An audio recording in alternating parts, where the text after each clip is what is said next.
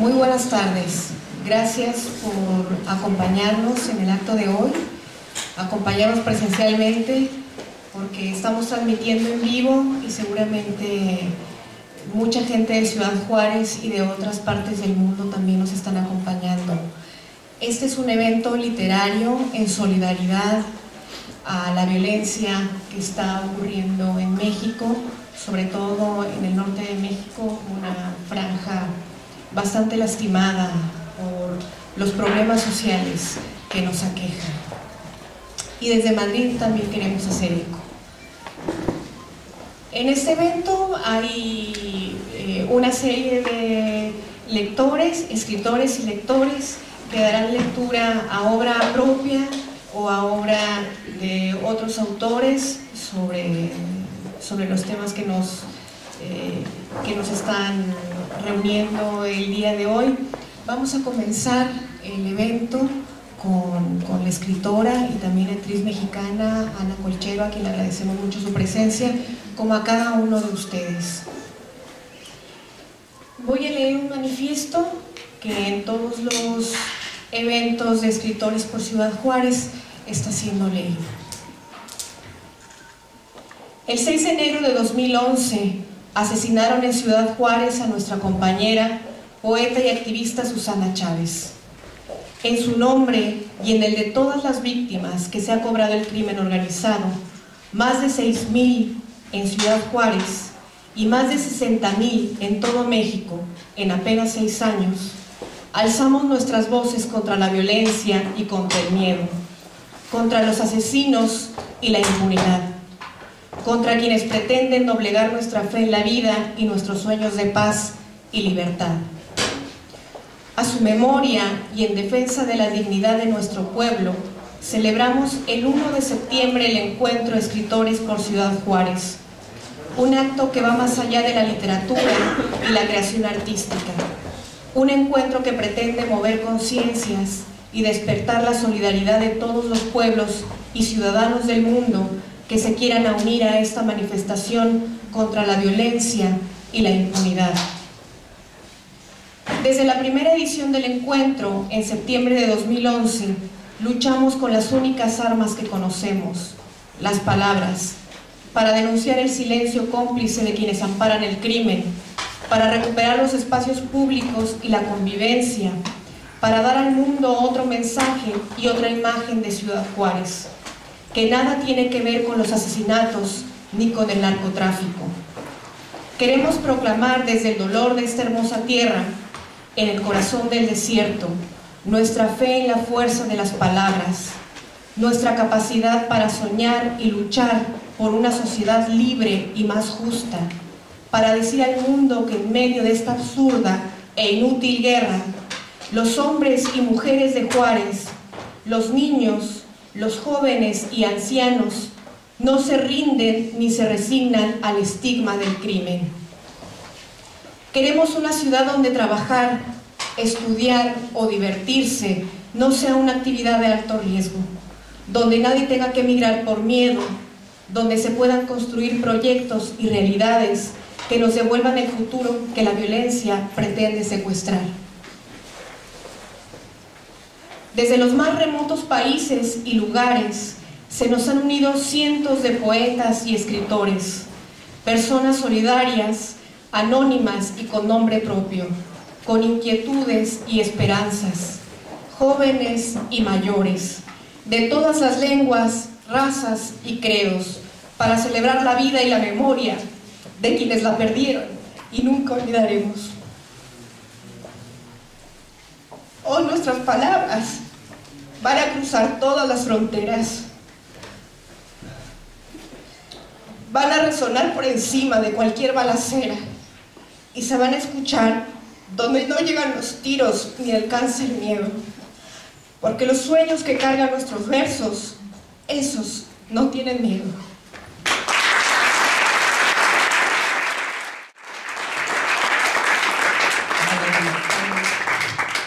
Buenas tardes a todos aquí en esta sala. Buenas tardes a todas las personas en Ciudad Juárez, en Chihuahua y en México.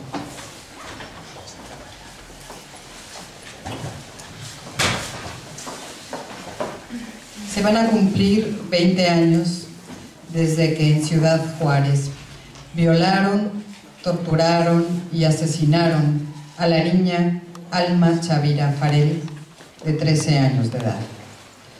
Desde entonces, más de 700 mujeres han sido asesinadas de la misma manera. Las autoridades municipales, estatales y federales no han detenido más que a chivos expiatorios por estos crímenes y no siguen ninguna investigación seria.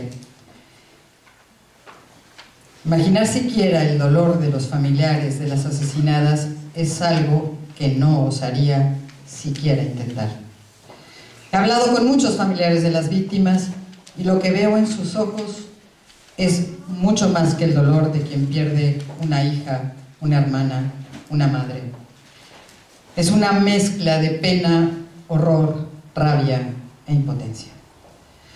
Las madres, las hermanas, los hijos de las asesinadas en Juárez necesitan de nosotros, antes que nada, de nuestra comprensión, pero también de nuestra solidaridad incondicional y activa. Eso es tan evidente para cualquiera como decir que el sol sale todos los días. Pero, ¿cómo ha reaccionado la sociedad mexicana a estos crímenes y a la impunidad que los cobija? Fuera de las ONGs que apoyan a los familiares de las víctimas y de algunas acciones aisladas como esta, la sociedad mexicana ha actuado con indiferencia, sí. Y esta indiferencia es para mí inexplicable. ¿Es que nos hemos acostumbrado a que violen, torturen y asesinen a las mujeres en Ciudad Juárez? Sí, parece que nos hemos acostumbrado. ¿Cómo podemos calificar a una sociedad que da la espalda a estos crímenes y que no busca justicia ni castigo? La respuesta es que he oído más de una vez es: no exageres, no es para tanto. Cada vez que oigo esto me lleno de rabia y de profunda tristeza. No son para tanto 700 mujeres y niñas torturadas, mutiladas y asesinadas. ¿O es que las 700 son mujeres pobres por las que no vale la pena luchar? No conforme con los feminicidios en Ciudad Juárez, desde que entró Felipe Calderón en la presidencia, se inició la escalada de violencia más descomunal de que se tiene historia. Juárez es hoy la ciudad más violenta del mundo por encima de ciudades en estado de guerra. ¿Cómo sucedió esto? No me cabe la menor duda de que claro que la impunidad de la que disfrutan los feminicidas abrió la puerta a los asesinos en Juárez. Claro que la indiferencia de la sociedad abrió la puerta a los asesinos en Juárez. La impartición de justicia en México tiene el andamiaje necesario para perpetuar la impunidad y garantizar la libertad de asesinos y delincuentes en general, siempre que convenga los intereses de quienes detentan el poder político y económico. El Estado mexicano, del color y la bandera que sea, ha sido de todos conocido como uno de los más corruptos del mundo. Ahora es claramente una parte fundamental del crimen organizado. Una y otra vez oigo decir que no importa porque los muertos son narcos. Pero yo me pregunto, ¿pero quién dice que son ajustes de cuentas entre narcos? Las autoridades. O sea, una parte del crimen organizado. Es muy confiable, ¿verdad?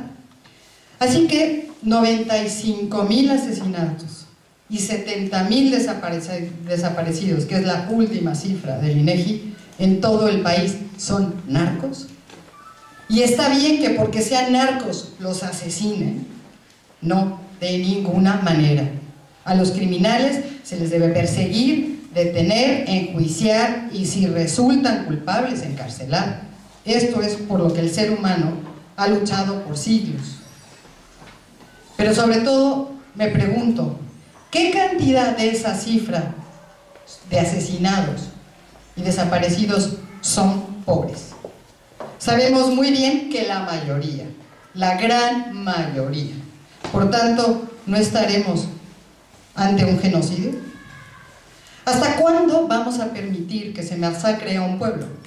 ¿O es que no nos damos cuenta de que somos nosotros los afectados, las víctimas, nosotros los interesados en detener la masacre y nosotros los únicos capacitados para detenerla? Sabemos que las autoridades son responsables, cómplices y encubridores. Nadie en su sano juicio puede dudarlo.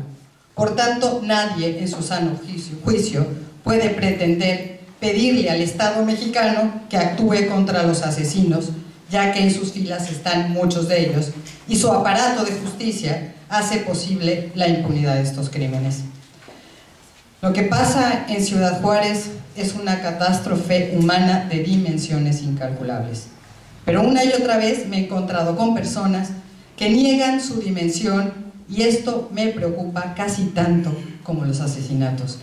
Y no sé a qué atribuirlo, si a la indiferencia o al terror que obliga a esconder la cabeza en la arena.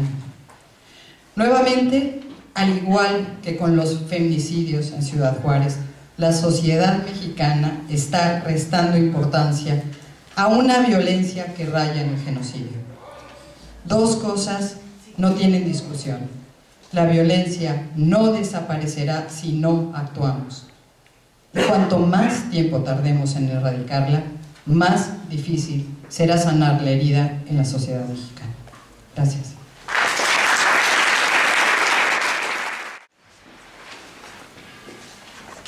Hola, buenas tardes. Venimos en representación a Yo Soy 132 Madrid y vamos a hacer lectura de un texto que hemos redactado colectivamente. Informe del costo político, social y cultural de la democracia en México 2000-2012. Yo Soy 132 Madrid.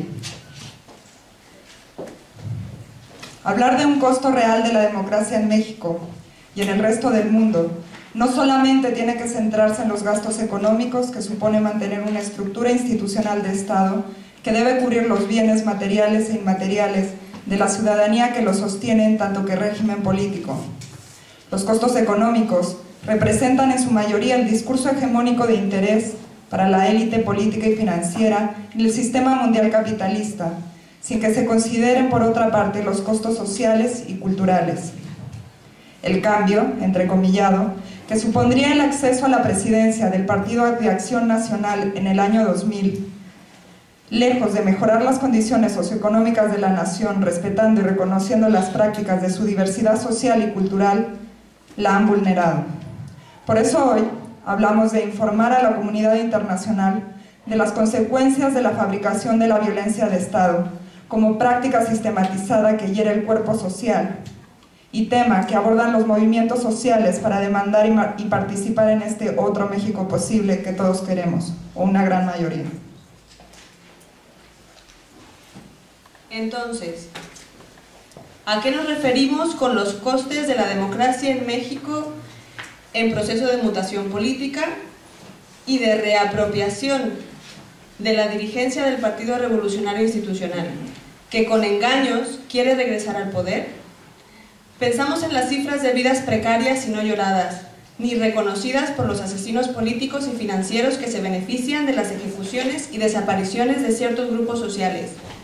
Del 2000 al 2012 han transcurrido 2 administraciones presidenciales encabezadas por el conservador neoliberal Partido Acción Nacional y los resultados hasta ahora se ven sumados en los 5.397 expedientes de personas reportadas como extraviadas o ausentes. Sin embargo, el número de denuncias sobre desapariciones forzadas pasó de 4 en 2006 a 346 en 2010, según registra el Programa de Personas Desaparecidas.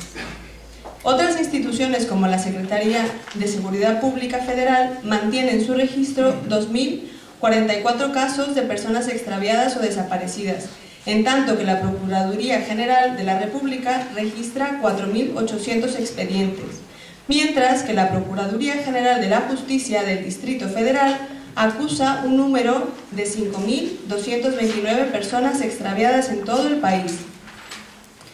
Y es que no hay un registro oficial de muertos y desaparecidos. El gobierno mexicano no ha afrontado la gravedad de este problema de violencia y muerte, lo que a nivel internacional, curiosamente, ha llamado la atención. Además de que expresa la situación de emergencia que existe en el país, con un registro de más de 50.000 muertos desde el 2006 a la fecha. Podemos hablar de democracia cuando la violencia de Estado sirve de estrategia para criminalizar a los movimientos sociales, o cuando el cuerpo de seguridad resguarda las instalaciones de empresas privadas en detrimento de los reclamos de la ciudadanía, que las señala como las responsables de la manipulación informativa, la desigualdad social y económica en un México que tiene aproximadamente 52 millones de pobres. Durante la llamada democracia mexicana, de acuerdo a reportes consultados en Contralínea, el recuento de periodistas asesinados y desaparecidos asciende a 109, de los cuales 30 ocurrieron durante el gobierno de Vicente Fox, del 1 de diciembre del año 2000 al 30 de noviembre del año 2006. 26 fueron asesinados y de 4 más se desconoce su paradero. En la administración de Felipe Calderón, del 1 de diciembre de 2006 a la fecha, se registran al menos 77 víctimas, 65 por homicidio y 12 por desaparición. Del año 2001 al año 2012 han ocurrido al menos 109 asesinatos y desapariciones de periodistas. De estos, 76 se cometieron en la actual administración de Felipe Calderón. Apenas el 28 de abril, la periodista Regina Martínez Pérez, corresponsal de la revista Proceso, fue asesinada en Jalapa, Veracruz. Y la periodista Lidia Cacho ha tenido que salir del país después de que fuera alertada por el propio gobierno de Felipe Calderón para que abandonara el país ante el peligro que corre su vida. Sin olvidar el caso reciente de la galardonada por el gobierno francés, Carmen Aristegui, quien durante la administración presidencial actual ha sufrido un abuso y acoso sistemático e incluso el despido de forma injustificada.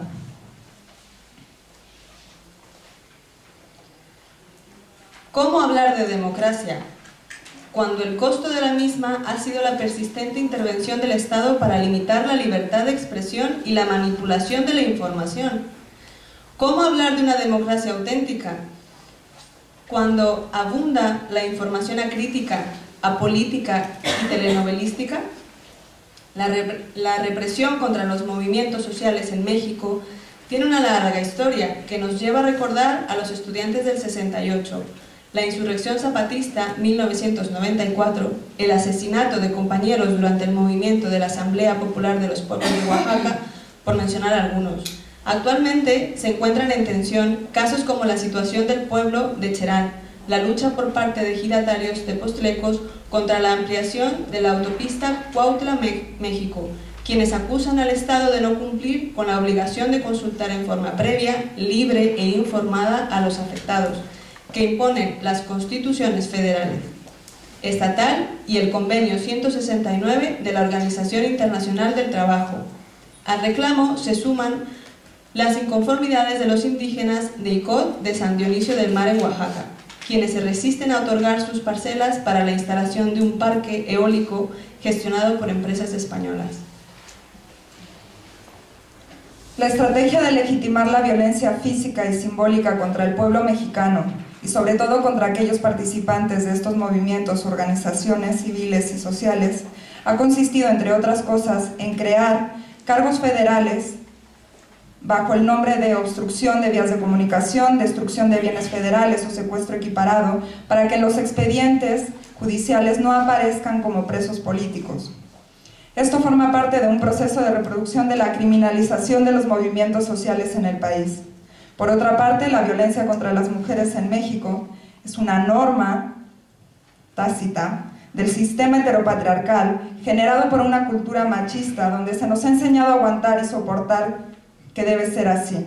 Por eso los cuerpos de las mujeres asesinadas durante la administración de Felipe Calderón hablan de una producción y reproducción de crímenes de género en el país, que debe ser urgentemente atendido. Pues el problema está en que no se reconoce la violencia de género como una estrategia contrainsurgente y como arma de desmovilización política por parte del Estado. Frente a lo anterior, el movimiento Yo Soy 132 sale a la luz, enviando señales de alerta, involucrándose en la reconstrucción del país que queremos para nuestro presente y futuro, trabajando en relación con la sociedad civil para un futuro más digno, con el surgimiento del movimiento estudiantil al que se suman ciudadanos y otros colectivos. Se hace presente la actividad política en los jóvenes que representan el proceso de una madurez política que puede consolidarse a través de la participación horizontal. Una generación que ha vivido en un periodo de crisis más que económica, una crisis que favoreció el uso de la violencia potencializada desde el Estado y las estructuras que operan en su sociedad. Esta ha llevado a la emergencia generacional de jóvenes críticos y propositivos que intentamos transformar el país desde diferentes espacios de participación, ya sea desde las prácticas políticas individualizadas o colectivizadas, desde lo local o lo global. No más un México de violencia, sino un país que construya la justicia en lo cotidiano.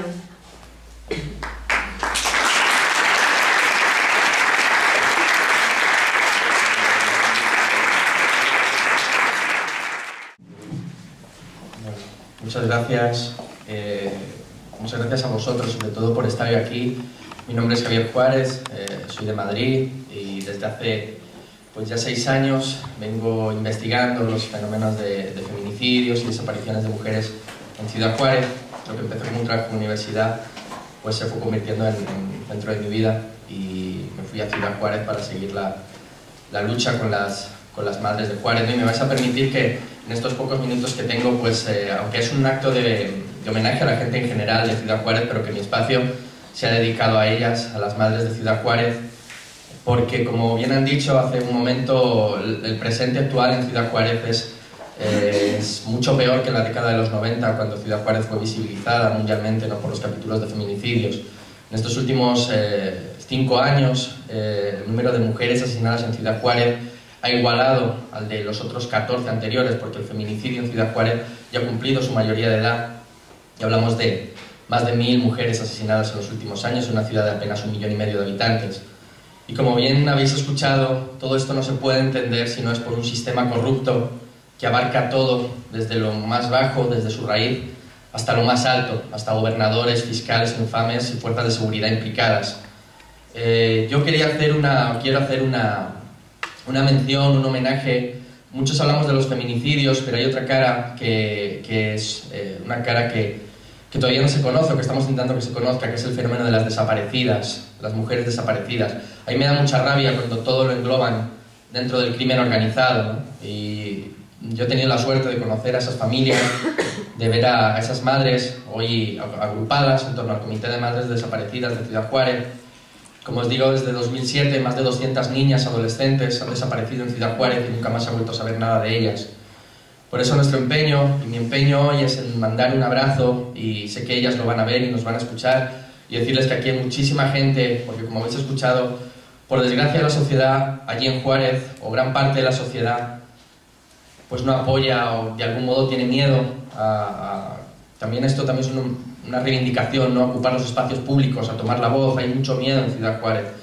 Y estoy seguro que las mamás, cuando vean esto, cuando hay tanta gente que estéis aquí preocupados, apoyándolas, llenando estas salas, llenando plazas de Madrid, de toda España, diciendo que no están solas, yo creo que es el mejor homenaje que les podemos hacer, ¿no? Y como decía yo, estos pocos minutos se los quería dedicar a ellas, a las madres, por su lucha, para que sepan que no están solas, y también a las desaparecidas de Ciudad Juárez, ¿no? Porque no son niñas o jóvenes vinculadas al crimen organizado, como dicen. Son mujeres inocentes, son niñas que salían de la escuela, que salían de la maquila, que salían de trabajar y que fueron secuestradas por ser pobres y por ser mujeres. Entonces yo creo que hoy puede ser, o es un grito contra la impunidad, contra esa impunidad que todo la abarca, como os digo, desde abajo de la sociedad hasta el que tiene el máximo poder. Y también una un sistema corrupto que está ocultando un genocidio silenciado. Por desgracia de esas, y digo genocidio, no feminicidio, porque es un feminicidio amparado por la propia autoridad. La propia autoridad es la que está dejando que esto ocurra, con un gobernador infame, con un alcalde corrupto y con fuerzas de la seguridad, con fuerzas militares y policía federal implicada en estos secuestros de niñas adolescentes y los que hemos denunciado ya a otras instancias. Y yo creo que hoy es el día de denunciarlo, el día de decirle a las mamás de Juárez que estamos con ellas, y también a la otra parte, que son periodistas que en estos años, pues, con los que tuve la oportunidad de trabajar y que pues, han tenido que dejar sus trabajos también por amenazas, algunos como hemos escuchado porque han sido asesinados, ¿no? Entonces también para ellos y para activistas como Marisela Escobedo, que en realidad no era activista, en realidad era una mamá desaparecida o de asesinada que pedía justicia para su hija, ¿no? Y por ese sistema corrupto, por una juez desgraciada que dejó libre al culpable, al asesino de su hija, ella por sus protestas también fue asesinada frente al Palacio Presidencial de Chihuahua. Y entonces por ella, también por Marisela Escobedo, por Marisela Ortiz, activista de Nuestras Hijas de Regreso a Casa, también exiliada. Yo creo que hoy es un día pues para acordarnos del dolor, pero para estar contentos, porque pues de algún modo también pues hoy estamos apoyándolas, ¿no? Y hacemos que no caigan en el olvido, sobre todo porque, como dicen las mamás, mi hija morirá realmente cuando no se la recuerde. Entonces yo creo que hoy estamos recordando la memoria de esos niños, reivindicando que haya justicia, y con vosotros yo creo que es lo mejor que las mamás pueden, el mejor homenaje, ¿no?, que las mamás pueden tener. Y sin más, yo quería pues terminar mi intervención leyendo un pequeño relato pues como reivindicación, ¿no?, de la lucha de las mamás, y con ello ya dejo paso al siguiente persona. Y os pido que os imaginéis que un día vuestra hija o vuestra hermana sale de casa como cada mañana al ir a la escuela, que imaginéis que llega su hora de regreso a casa, que se retrasa, que imaginéis que llamáis a su teléfono móvil, que alguien lo descuelga y que después lo apagan para siempre. Imaginad que denunciáis su desaparición y que las autoridades no solo no hacen nada, sino que te dicen que si denuncias públicamente su desaparición, tu hija será asesinada. Imagina que la propia policía y los funcionarios encargados de su búsqueda manipulan y destruyen pruebas sobre sus raptores y sobre su paradero. Imagina que después de años buscándola, descubrieras que las propias autoridades han mentido conscientemente y que han ocultado de forma premeditada su cuerpo en la morgue de Ciudad Juárez, donde estuvo meses para que el caso fuera sellado. Imagina que al descubrirlo, las autoridades no solo no asumen sus responsabilidades, sino que te culpan a ti de lo sucedido. Imagina que por denunciar lo que está ocurriendo, fueras agredida, amenazada de muerte, todo si sigues molestando. Imaginaros que esto os pudiera ocurrir solo por un momento. Y por todo ello, como esto nos puede suceder a cualquiera, os pido vuestra ayuda para dar un abrazo, un aplauso a las mamás de Juárez, y sobre todo para decir que ni una más, que ni una muerta más y ni una desaparecida más en Ciudad Juárez. Gracias.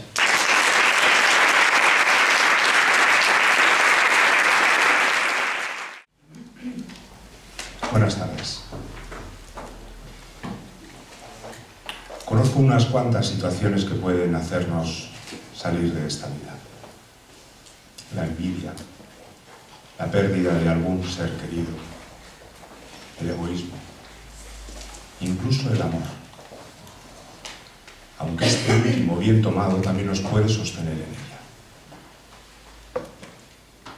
Así le ocurrió a un poeta mexicano del que quiero leerles dos cosas. Por un lado, una carta que escribió a una mujer que después resultó ser su mujer, en un momento en el que ella no le hacía ni caso. Y por otro lado, el sentimiento que le provocó la separación entre ellos. Esta es la carta que nos acerca al dolor de una ausencia.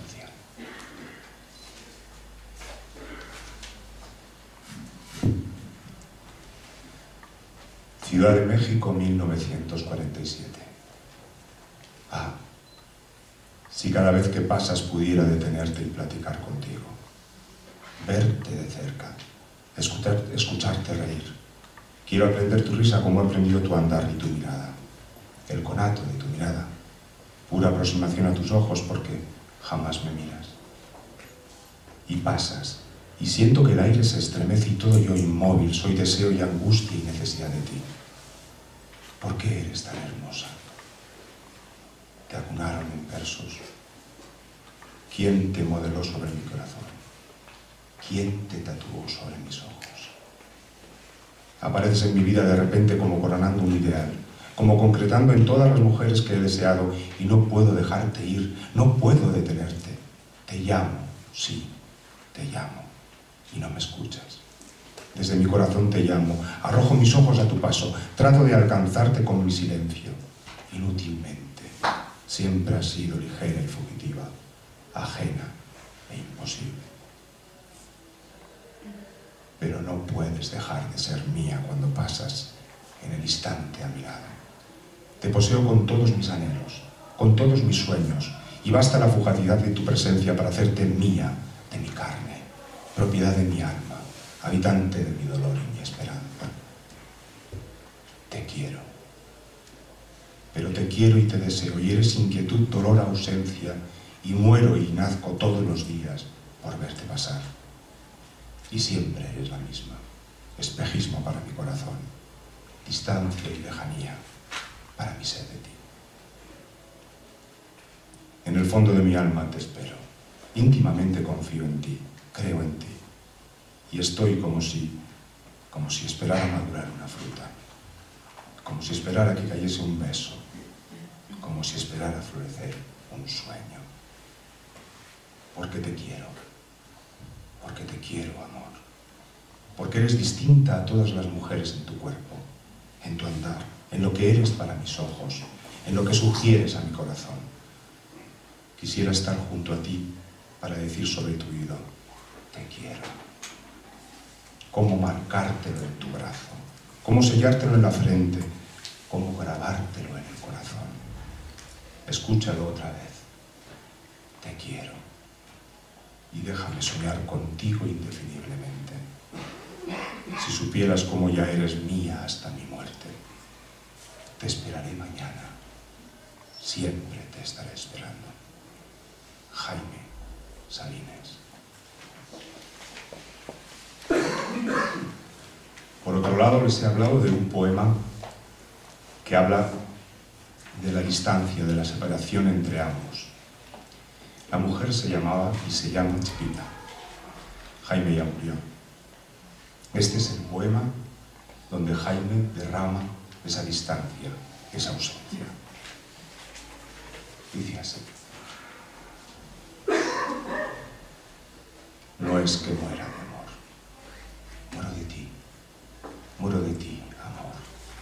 De amor de ti. De urgencia mía, de mi piel, de ti. De mi alma, de ti. Y de mi boca. Y de lo insoportable que yo soy sin ti. Muero de ti y de mí. Muero de ambos. De nosotros, de ese desgarrado partido. Me muero, te muero. Nos morimos.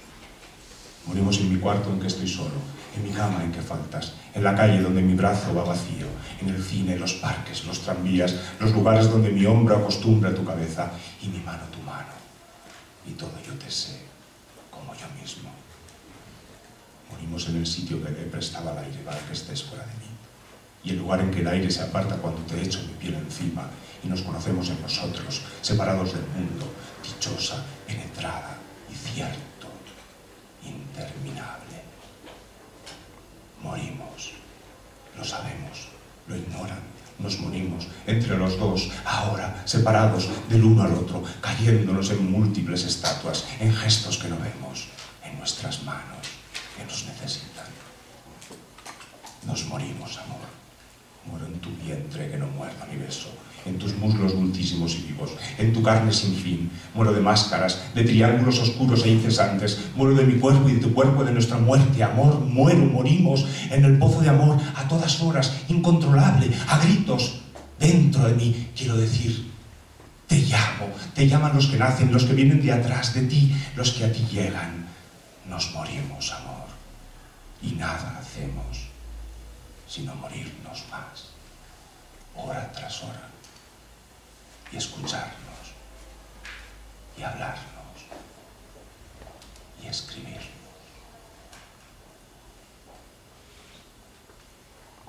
Esta era la distancia. cuando hablé con Liliana, Liliana me dijo, trae algo que te apetezca leer y si tienes algo tuyo, pues tráelo también. La verdad, no tenía nada mío. Y en ese momento la música, que es una parte importantísima en mi vida, apareció con Pink Floyd. Estaba escuchando a Pink Floyd y estaba escuchando una parte que decía, ojalá que estuvieras aquí. Solo éramos dos almas perdidas en una pecera. Voy a leerles lo que a partir de ahí se derramó desde mí hasta el ordenador y aquí en este papel. Y les voy a pedir 15 segundos al final de todo esto. 15 segundos, nada más. Yo me callaré, les pondré algo para que lo escuchen y miren. Lo primero que escribí fue a Susana Chávez. No tengo que explicar quién es, porque ya Liliana la ha nombrado. Pero dice así este poema. Todo lo que no entiendo lo miro con mi silencio. Lo clasifican las sombras que en mi cuarto caen a cualquiera de sus 1000 esquinas. O ese punto de la pared que me sostiene y que viaja desde mis ojos. Así, esperando mi muerte, intento llevar mi vida. A veces lo hago frente al mar, contando olas humilladas que se arrastran atrapando almas. Cada cuánto tiempo muere el hombre. Todo lo que no entiendo lo mido con mi silencio. El cuerpo de una mujer abierto a la violencia. El llanto con que hay que enterrar cada asesinato. La repudia del cielo. Los ojos del hambre. Los cartones que forman una casa. El amor terco que no atiende. Las aceras y sus abismos, lugares donde veo pasar la vida sin atreverme a saltar, atisbando el rosa de las cruces de Ciudad Juárez. Todo lo que no entiendo lo mido con mi silencio. El modo en que te derramaste desde mis pupilas, el eco que me arrancaste, las verdades que se me agriaron, las cenizas de un árbol, tu vida en cenizas. Todo lo que no entiendo lo mido con mi silencio.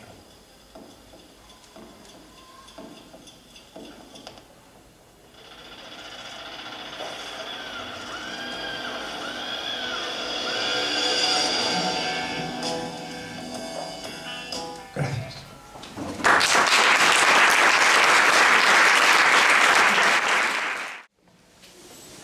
Son rumbos estos que desafían al agua de lluvia. Levantamos la costra de las cicatrices con deleite, haciendo ligera palanca con las uñas. Miramos a los gusanos que se retuercen en la carroña. Jugamos con ellos, los cebamos con ternura. Brotan zarzas de nuestras zarzas, mas ¿cómo asumir la verdad de la poda? Vencer la inercia del odio, la espiral del rencor, parece ser caminar sobre las olas que se abalanzan suicidas contra la costa. Pero ¿por qué taponar heridas con heridas? ¿Por qué resignarse a la derrota o a la victoria? Muchas gracias. Carta Ciudad Juárez. Amor por Juárez es amar la dignidad de cada una de las madres, hermanas y familiares que buscan sin cansancio a sus hijas desaparecidas. Amor por Juárez es la lucha por la verdad, por la paz que les costó la vida a cada una de esas defensoras, con organizaciones o sin ellas, Susana, Marisela y otras. Amor por Juárez es la valentía por tomar la ruta en las madrugadas, para salir a trabajar en las maquilas y con integridad ser mujer cada día. Amor por Juárez es tener la capacidad de sonreír ante la belleza de los campos de algodón y los atardeceres rojos. Amor por Juárez es permanecer en la ciudad que se quiere, para conservar la integridad y dar la lucha día tras día. Amor por Juárez es cada niña y adolescente que camina por esa ciudad con esperanza y coraje por conseguir una vida mejor. Amor por Juárez es disfrutar el Parque Central, el Chamizal, los burritos, las dunas de Samalayuca, el Menudo, la UACJ, denunciar que es la militarización y que es algo más que los narcos de la ciudad. Amor por Juárez es recordar para construir la memoria, luchar por la reparación y que un día lleguemos a la justicia. Amor por Juárez es llorar, gritar, lamerse las heridas y abrazarlas para que sepan que no están solas.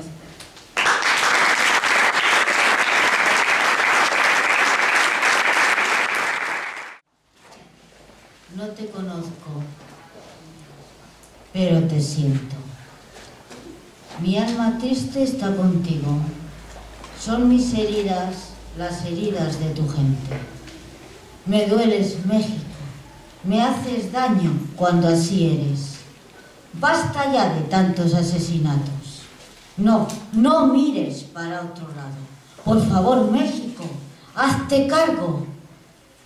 Yo te ayudaré con mis oraciones para que salgas de tu letargo, para que la paz sea contigo, México hermano.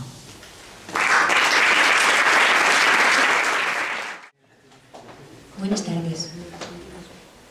Los días que recogen lo que sucedió los días 26, 27 y 28, las páginas que recogían lo que sucedió esos días del año 1863 del reverendo Dobson, al que todos conocemos por Lewis Carroll, el autor de Alicia en el País de las Maravillas, fueron arrancadas por sus herederos. Una de esas tardes, el reverendo Dobson tuvo una pelea con el decano Liddell. El decano Liddell era el padre de las 3 hermanas a las que llevaba a remar y a tomar el té por el Támesis. La mediana de ellas, Alicia, es la niña a la que dedicó el libro. El reverendo Dobson fue además un fotógrafo excelente. Se dedicaba principalmente a fotografiar a niñas de corta edad, a niñas de la edad de Alicia. Durante toda su vida el reverendo Dobson siguió escribiendo a Alicia. La madre, mientras Alicia era pequeña, tiraba las cartas al fuego. Y solo muchos años después le llegó una de las cartas. Este relato es una reconstrucción ficticia de lo que pudo pasar esa tarde del 26, 27 o 28 de junio de 1863 y habla de la complicidad y del silencio que se establece entre los agresores, el pacto de silencio cuando se ha aplicado cualquier forma de violencia. Está construido sobre citas literales y libres del libro Alicia en el País de las Maravillas.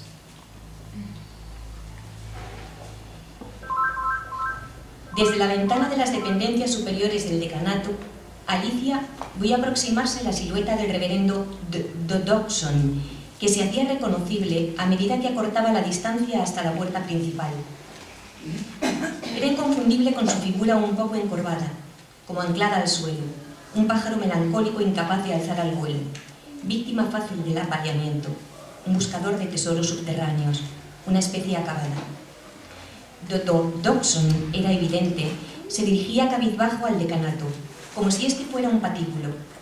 Como no podría dar respuesta a las preguntas del juicio sumario que iba a celebrarse contra él, poco iba a importar la manera en la que preparase sus respuestas. Parecía resignado a la condena. Alicia se apartó de la ventana y miró desesperanzada las puertas de la habitación en la que la habían confinado, todas ellas cerradas. No había escapatoria. Imaginó que una de esas puertas, como en un cuento, le permitiría refugiarse en un jardín encantador. Un jardín que se abría a un muelle sobre el Támesis, en el que esperaba amarrada una barca en la que podía surcar las aguas y dejarse llevar por la corriente. Se sorprendió llorando quedamente. «Qué curioso», pensó, y al momento se escuchó reprenderse, como si una Alicia perfectamente juiciosa estuviera en la misma habitación que ella. Una Alicia que era ella y a la vez era ya otra, y tenía la voz y los ojos de los adultos. «De nada sirve llorar así. le decía con un tono que no admitía réplica. Lo cierto era que ya estaba cansadísima de tanto llorar. Esta vez, lo sabía, no encontraría una llave que abriese la puerta al jardín soñado de la infancia. Le esperaba un castigo ejemplar. No sabía muy bien por qué ni qué había hecho mal, pero no era tan cría como para ignorar que las malas acciones, las que alteran a los adultos, tienen consecuencias. Había leído varias historias muy bonitas de niños que fueron quemados vivos o devorados por bestias salvajes y demás cosas desagradables, y todo por resistirse a recordar los sencillos preceptos que le habían sido amorosamente inculcados, como la prohibición de no dar detalles a nadie de la vida doméstica, ni reproducir las conversaciones y acciones de los mayores que se oyen por casualidad, ni decir que han perdido la compostura, y menos aún demostrarlo. Ella era culpable, y esta vez no se iba a librar por los pelos. En el piso inferior se oía a su madre recibiendo al reverendo y la voz severa del decano Liddell, que aguardaba en la puerta de su despacho con una cortesía gélida e indicaba al reverendo que pasase. La voz de su madre, un poco apurada siempre, como si se esforzase en beberla para decrecer, era siempre idéntica. Era la voz que al despertar de sus peores pesadillas le susurraba con una sonrisa triste que pretendía tranquilizarla. Con el tiempo ya te acostumbrarás. Hay muchas cosas que tú no sabes, la verdad sea dicha. Una voz que apenas variaba sus inflexiones, cuando acunaba a uno de sus hijos o cuando ejercía de reina de su casa. Su cabeza siempre parecía peligrar y procuraba ser prudente para no avivar la ira de la cocinera tan temible como la del propio rey. Alicia suspiró. Desde hacía 3 días las horas de luz se irían acortando progresivamente. Lo sabía porque lo había aprendido en sus lecciones. Solsticio. El momento que marca que los días crezcan o mengüen se llama solsticio. El de verano, el del mes de junio, marca el punto álgido de luz desde el que se inicia el camino a la oscuridad. Definitivamente, que los días se acortasen era una buena idea. Así se haría vieja mucho antes, y hacerse vieja significaba sin duda que llegaría a un sitio del que no tendría que moverse. A Alicia le pareció que había pasado mucho tiempo desde que oyó las voces de su padre, de su madre y del reverendo Dodgson al pie de la escalera, tras la puerta de la habitación en la que permanecía encerrada, cuando las voces de sus hermanos y la institutriz que regresaban de su paseo rompieron el silencio. Todos pasaron de largo frente a su puerta, como si ignorasen que ella estaba allí cuando lo sabían perfectamente. En la planta baja, la puerta del despacho volvió a abrirse y resonó la voz, siempre alta y resuelta, de su padre, que zanjaba el asunto que le ocupaba con formalidad. Bueno, quizá vea usted las cosas a su manera. Lo que es indudable es que la mayoría las ve de otro modo. Verdaderamente, si cada cual se ocupara de sus propios asuntos, el mundo giraría mucho más deprisa de lo que va. Eso es cierto, decano Liddell, respondió con un hilo de voz el reverendo Dodgson. Todo esto ha sido un grave malentendido. ¿Qué les ha dicho la pequeña? No, ella no ha dicho nada. Se queda pensativa. Se le olvida hablar. La voz de la señora Liddell se apaga, sin duda ante la mirada reprobadora del decano. Sin duda eso quiera decir algo, concluyó este. Ella, como ya les he dicho una y otra vez, solo me dijo que había aprendido a no quejarse cuando se cae por las escaleras y se hace verdaderamente daño. Y yo le desabroché el vestido porque me pareció que al caerse de la rama se había lastimado seriamente. Su semblante se alteró, se puso pálida. Era evidente que sentía dolor. Quería comprobar que estaba bien, aliviarla, ya me entienden, estando bajo mi responsabilidad, y me asusté al ver las marcas de golpes y ella me explicó. Bien, reverendo, es eso lo que ha sucedido y no necesita de más aclaración. Debe comprender de todos modos que este asunto, unido a su afición a retratar a niñas de corta edad, ha desatado las murmuraciones y que lo más sensato y honorable es distanciarnos, digámoslo así, hasta que las aguas vuelvan a su cauce, con discreción. Por supuesto que es lo más sensato. No les volveré a importunar con mi presencia, naturalmente. No saben cómo siento todo este lamentable malentendido y lo que va a afectar a nuestra amistad de ahora en adelante. Lo comprendo. Ninguno de nosotros puede ver comprometida su posición por un incidente fortuito. Alicia, que podía oír con claridad el fin del encuentro, Se asustó enormemente. Todos estaban locos. ¿Y ahora? ¿Cuál es cuál? No comprendía cómo era posible que uno y otro, su padre y el reverendo, se fingieran inocentes. Veía al primero con la vara que azotaba su cuerpo, el semblante del otro reconociendo con avidez las marcas más ocultas impresas por la vara en la piel, desabrochándole el vestido bajo los árboles y en su estudio. «Es por tu bien», decían uno y otro, y ambos habían llegado a un acuerdo que la excluía y silenciaba su dolor. De modo que ese era el castigo, agrandar su culpa y minimizar su presencia. Hubiera preferido que le cortaran la cabeza. Ambos pretendían ser como los dos lados de la seta. Uno la hacía crecer, el otro menguar. Sí, pero ¿qué lado? ¿Cuál de los dos es cada lado? Gracias.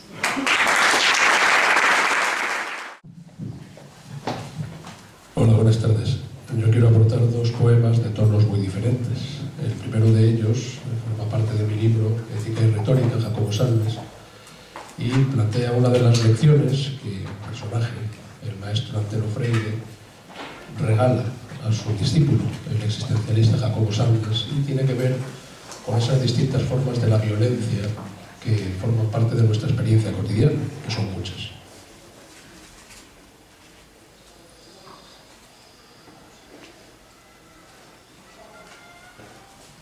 A veces pensarás que tus angustias, quizá tus ilusiones más sencillas, te harán creerte único en el mundo.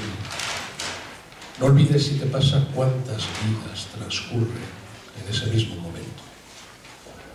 Mientras que alguno compra en algún sitio, Jacobo, créeme, esas cosas pasan. Caviar para sus perros o sus gatos. Un niño agotará su aliento último prendido en la ubre seca de su madre. Y mientras, abismada en el espejo, una muchacha sufre por su talla, otra, en alguna parte, da su cuerpo por un trozo de pan o una moneda. Y mientras alguien oye inconmovibles las lágrimas que brotan de la rabia, otro deja su piel hecha jirones tratando de dejar atrás la valla donde levanta el hambre su frontera. Y aunque las diferencias sean tantas, todos los hombres son el mismo hombre, todas las sangres son la misma sangre, todas las tierras son la misma tierra, y no hay dolor más grande, habrás de verlo, que una esperanza en flor que alguien arranca, para cambiar de tono y para mandar un mensaje de amor, de esperanza y de búsqueda de lo mejor que nosotros debemos compartir tan lejos y tan cerca de las mujeres de Ciudad Juárez. Voy a leer un poema de un tono completamente diferente que nos insta a buscar días mejores en la absoluta seguridad de que los vamos a encontrar, de que los vamos a compartir y de que al llegar a ellos habremos sido capaces de, a través de sacar lo mejor de nosotros mismos, dar un paso más para erradicar la violencia. Vendrán días mejores convocados por la magia tenaz de la alegría, como si el centro mismo de la noche guardase su semilla hasta la aurora. Germinarán así días mejores regados con un agua renovada y en su lecho feraz de sementera alguna flor traerá su beso mínimo. Habrá días mejores que aún se esconden en la penumbra azul de la sorpresa y los recibiremos como niños que sueñan la promesa de un juguete. Sabemos que vendrán días mejores, que el viento hará volar como avilanos y querremos libar su néctar breve con la urgencia brutal de una ansia antigua. Saldremos a buscar días mejores igual que cazadores de gacelas que se resignarán a su fracaso al ver correr su presa ante sus ojos. Vendrán días mejores. Mientras tanto cumple morder el tiempo a dentelladas y hacer mella en su carne escurridiza que deja en nuestra piel sus cicatrices. Gracias.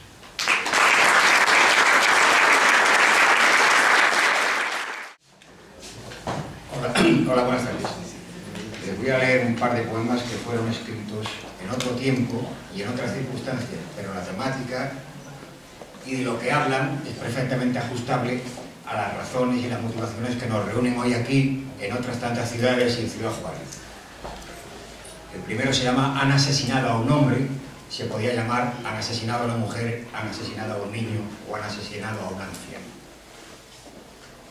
La cara odiosa de la muerte ha enseñado su pálida blancura por todas las esquinas, y el llanto de la tierra ha quebrado los tallos de las flores.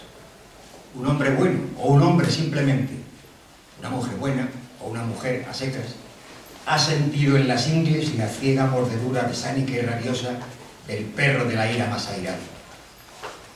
La locura de un sueño ensangrentado anega las neuronas de un pueblo que no encuentra su horizonte.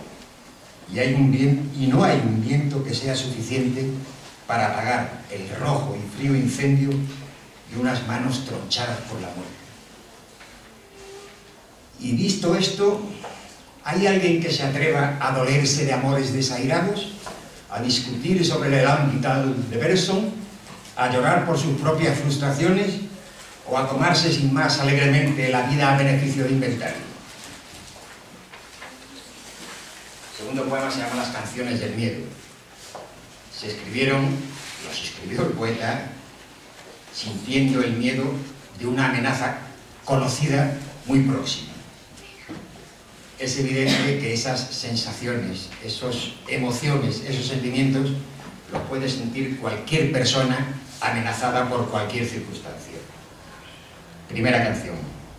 Una invisible flor decanta hojas mustias, muertas, sin perfume, convertidas en fragmentos de humo amargo. El rubor de las charlas crece y crece lentamente como opaca sinfonía, disolviendo el pensamiento en mares de guarismos sin sentido alguno. Espesa niebla de palabras, quedas suspendidas en los rostros. Y una gota de marfil, hecha de llanto, se quiebra en el bronce de un ruido, difuminando el sutil y espeso muro de la conversación. Segunda canción. Como un destello congelado de silencio, el viento vacío se adueña del espacio. Hasta el auto que escupe borbotones en un intento de hacer brotar la chispa, deja escapar su afán por las esquinas. El techo, transformado en móvil plataforma, se desliza hacia el suelo, tratando de aplastar las mentes, todas ellas ciegas de soledad. Es la propia ausencia de sonido quien eficaz aviso del peligro. Voces que se abren en calladas bocas con sordo crepitar de aullidos. Tercera canción. La baraúnda se adueña de nuevo de los ángulos del mundo, y el rumor surgido de lo oscuro de las almas ha logrado lo inédito. Lámparas que fueron dardos apuntando a las circunvoluciones vuelven lentas a pender calladas del soporte antiguo, y el agónico tronar de las gargantas decrece hasta un murmullo casi no audible. Están ahora clavados los minutos en las agujas oxidadas del reloj, y el tiempo que se declara tránsfuga se filtra por los quicios de las puertas. Cuarta canción. Metamorfosis del tic-tac apenas percibido en bramar de tambores que percuten tenues al principio, alucinantes luego en lo profundo del vientre, atrayendo locos torrentes inasibles de sangre expulsada en bruscos golpetazos por un corazón arrugado sin saberlo, y una eléctrica descarga lacerante que fluye del sexo hasta la nuca. Sordos rumores se adueñan del espacio, quebrando la solidez de los instantes y el miedo osmótico que salta del ámbito del aire a los pulmones. Quinta canción. El cobre se vuelve sólido en la lengua, mudando en catedrales ideas no pensadas, imágenes nuevas que se rompen y vuelven. Se unen los fragmentos que se encrespan en rutilar de brillo de oro derretido.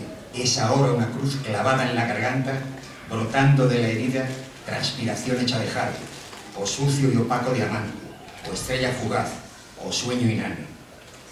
Pausado, respirar profundo, intenso, y un vendaval de risas contenidas que aflora exánime a los ojos reventados por el ritmo monocorde de las horas.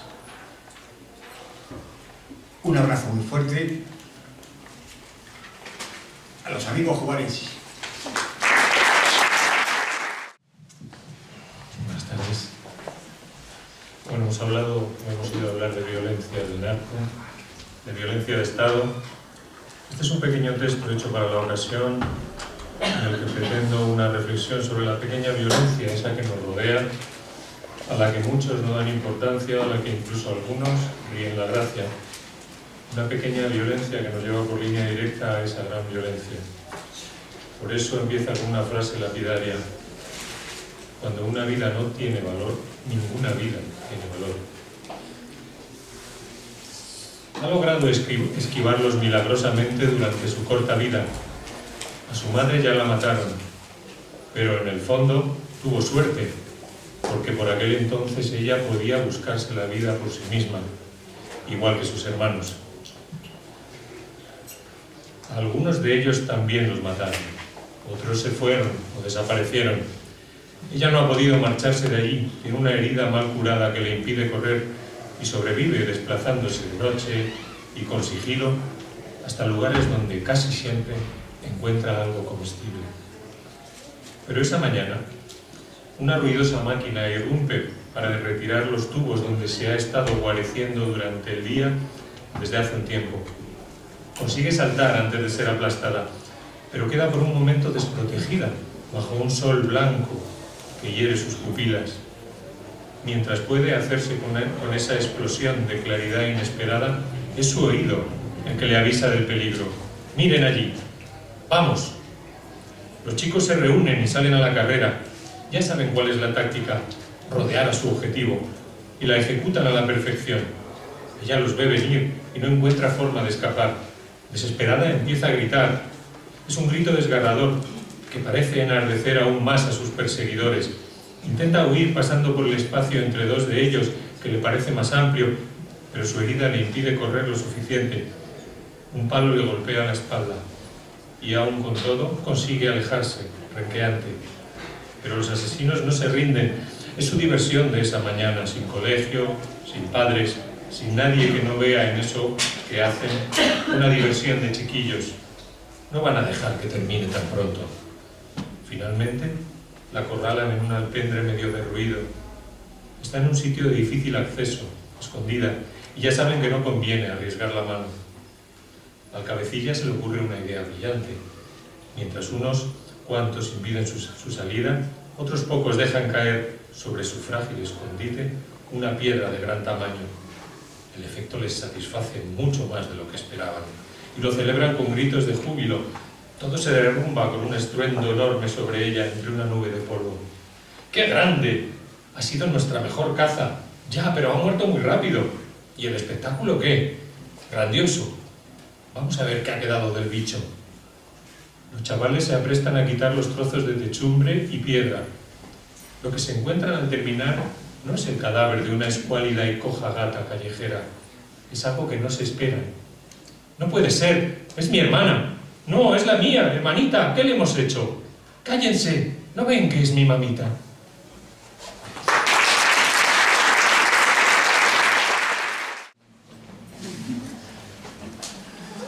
Yo esta noche estaba hablando con un amigo mío que se llama Juan Ruiz, que bueno, fue arcipreste de Ita en el siglo XIV, o sea, para los mexicanos es más o menos de la generación de ese espíritu, ¿no?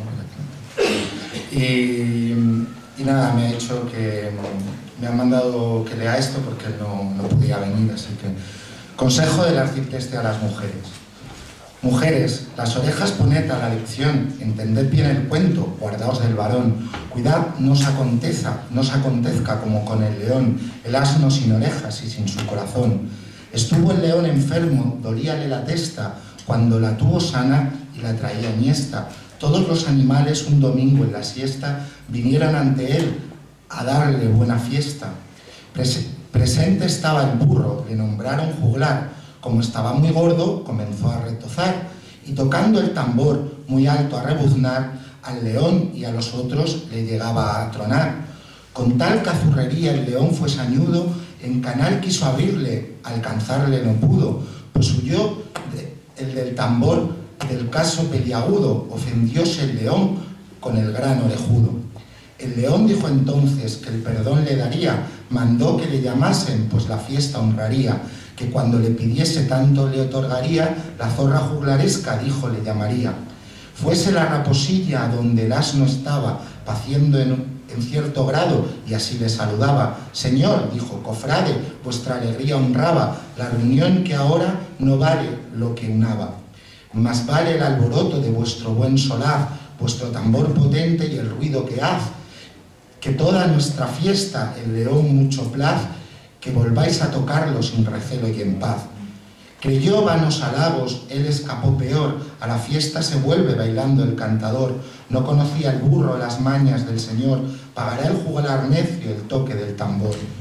Como el león tenía sus monteros armados, prendieron a don Burro, como eran avisados, ante el león le trajeron, le abrió por los costados, de perdón tan seguro son todos espantados.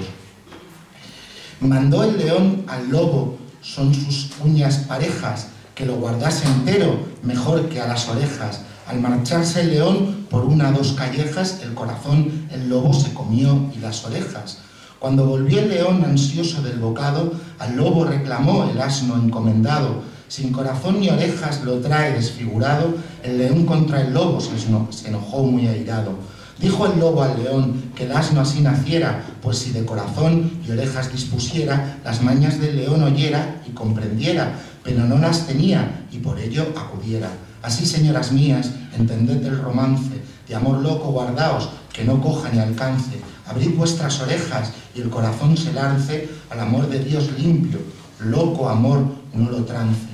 Lo que por desventura es la que por desventura es y ha sido engañada, evite otra ocasión de caer encelada, de corazón y orejas no quiera ser privada, en ajena cabeza resulte escarmentada.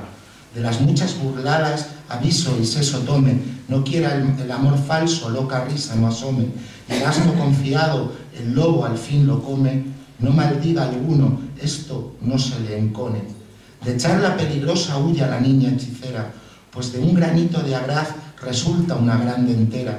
De una nuez muy chica nace un gran árbol de noguera, muchas espinas produce un grano de sementera. Por todo el pueblo circulan sobre ella los decires, muchos después la difaman con escarnios y reíres. Mujer, si te digo esto, no te enojes ni te aires, mis cuentos y mis hazañas, rógote que bien los mires.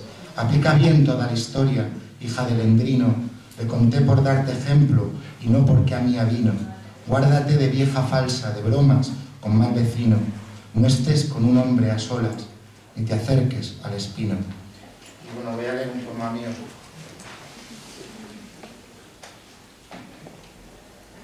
En lugar de la poesía. Hacía unos días, un grupo de jóvenes habían matado a una indigente en un cajero automático de la ciudad de Barcelona. Los chicos tenían más o menos mi edad. Enseguida saltaron todas las alarmas y los medios de comunicación empezaron a reprender a la juventud entera, indignados de que niños de papá grabaran en vídeo vejaciones a indigentes. A mí me sentó un poco mal todo aquello, de que casaran mi generación también sin casa, con la violencia lúdica y psicópata. Empecé a mandar cartas a todos los directores de periódicos, explicando de que no se podía tener ese patrón de comportamiento como prototípico de mi generación entera, y quejándome de que en eso de arremeter contra el débil, quien más y mejor lo hace son los propios bancos. Seguía diciendo que la mía era una generación difícil, que le había tocado vivir una época difícil, e incluía un texto de Santiago Albarrico que me parece explica muy bien la cosa. O la triste y salvífica familia cristiana, boya feudal de la supervivencia capitalista, donde tantos treintañeros subsisten emparedados y agradecidos, sin sexo y sin estrellas, rascándose no la barriga, sino la neurosis. Y después de leer hasta la última sección de las cartas al director de estas 3 últimas semanas, ya ha mainado el temita violencia, juventud, sin que mi carta haya visto la luz en diario alguno. .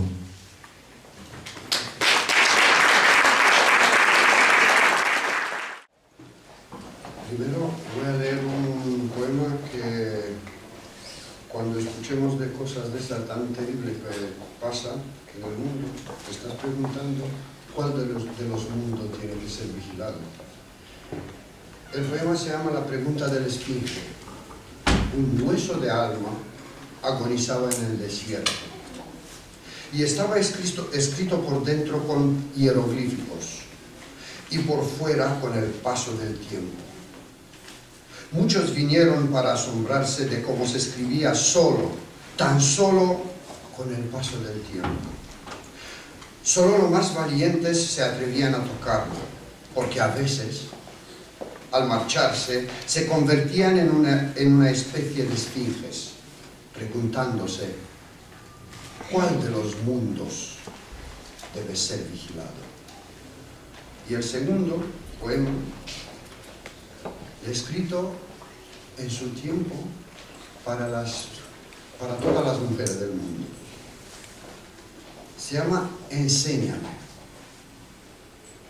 Enséñame a pronunciar tu nombre, alegrándote el alma.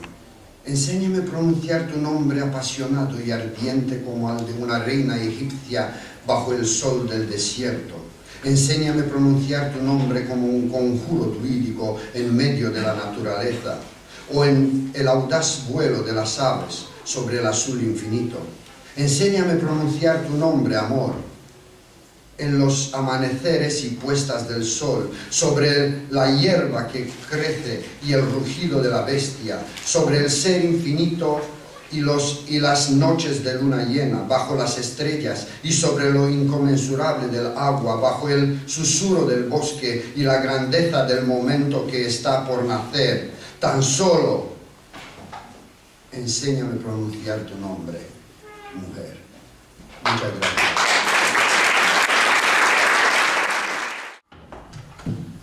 Hola, buenas tardes. Mi nombre es Paloma de la Torre, o Cromoforala, soy poeta. Me gustaría ante todo mandar un abrazo desde aquí a todas las madres de Ciudad Juárez, a todas las mujeres de Ciudad Juárez, a esas que están arañando el dolor día a día en silencio, a esas madres, a esas mujeres que son escupidas por la justicia mexicana cada día, que son silenciadas, que son violadas, que son vejadas. Me gustaría leer dos poemas que he escrito. El primero de ellos se llama Paralizada y en él podréis sentir quizás el dolor, el miedo de muchas de estas mujeres. Para ellas va. Me paraliza en la búsqueda de subsistir, me reta cuando estática me destapo, quedándome impune frente a él, inerte de reptar en desafíos de amor y frío. El miedo es un caballero rígido, helado. Me obsesionan febriles advertencias, maltratando mi lado más humano. Lo denunciaré por pegarme una bofetada, lo denunciaré por su estado mórbido, por pegarme una bofetada y explicarme después que soy una obsesiva y que mis mecanismos de defensa lo usan a él. Y ahora me gustaría leer otro poema de mi autoría que se llama Tan fiel.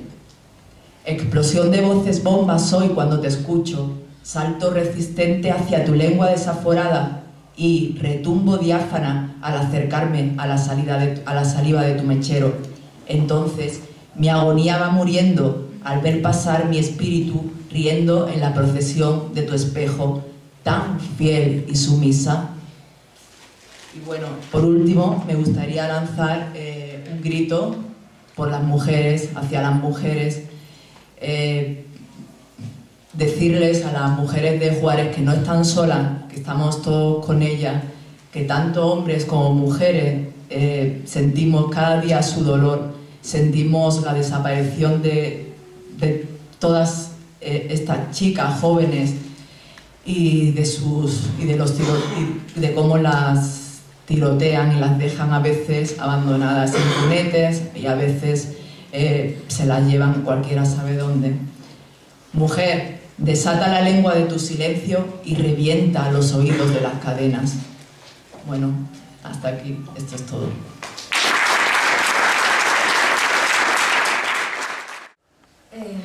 Voy a leer dos estos poemas dedicados a la gente que lucha por cambiar el mundo, y no solo por cambiar el mundo, sino porque el mundo no nos cambia a nosotros. Hay un lugar entre la impotencia y el heroísmo, entre el pozo y la cera derretida por el sol,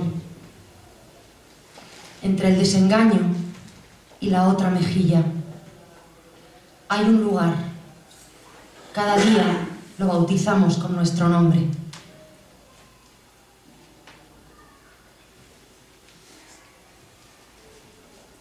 Te acercas acarreando los últimos 1000 periódicos y una enciclopedia que no habla de lluvia ni de vencidos. Yo llevo en una mano una culpa desde la infancia y en la otra una muñeca vestida por sus remiendos. Ven, acércate más, ven. Tengo una pregunta que explotar junto a tu oído. Nos quedan cromos que intercambiar para nuestros álbumes de belleza. Gracias.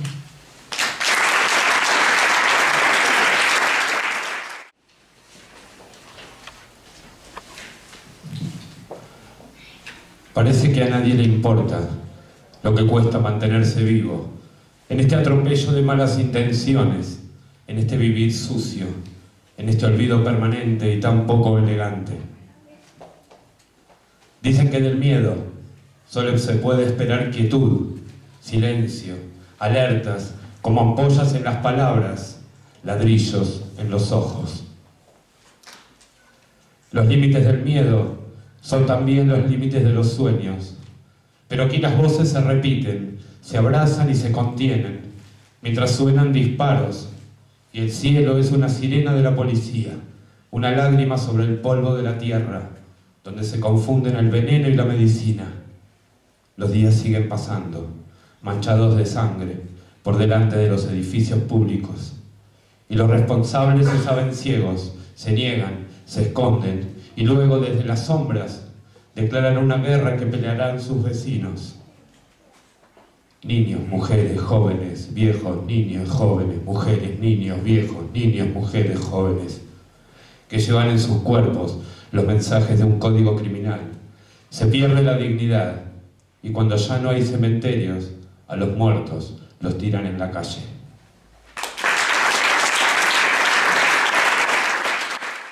Hola, buenas tardes. Soy de origen mexicano, de Toluca para ser exacto, y por ello estoy hecho de maíz clarito y de maíz prieto. Ya en mis orígenes era una mezcla.